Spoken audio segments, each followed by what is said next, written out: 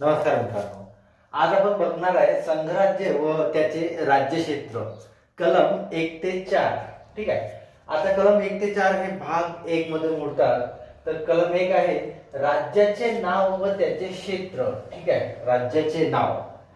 भारत हे एक संघराज्य असून त्याचे विभाजन प्रशासकीय सोय म्हणून वेगवेगळ्या राज्यात केलेले आहे.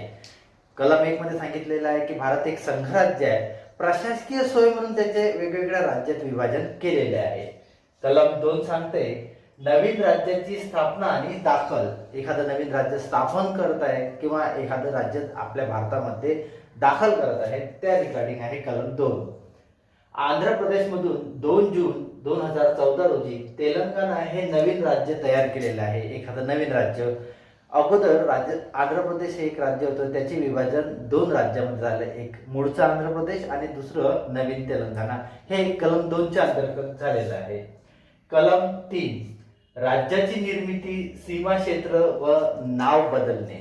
ठीक आहे. बघा आता ओडिसा या राज्याचे नाव, ठीक आहे, अगोदर होतो ओरिसा, नंतर ते बदलून 2011 मध्ये ओडिसा केलेले आहे. एखाद्या राज्याचे नाव बदलणे हे कलम 3 नुसार करतात.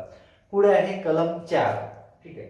कलम 2 व 3 मध्ये बदल करताना संसदेच्या साध्या बहुमताने बदल केले जातील. त्यासाठी कलम 368 किंवा घटना दुरुस्ती याचा वापर केला जात नाही. हे कलम 4 सांगते की कलम 2 आणि कलम 3 नुसार काही चेंजेस करायचे असतील तर ते साध्या बहुमताने केले जातील. नमस्कार.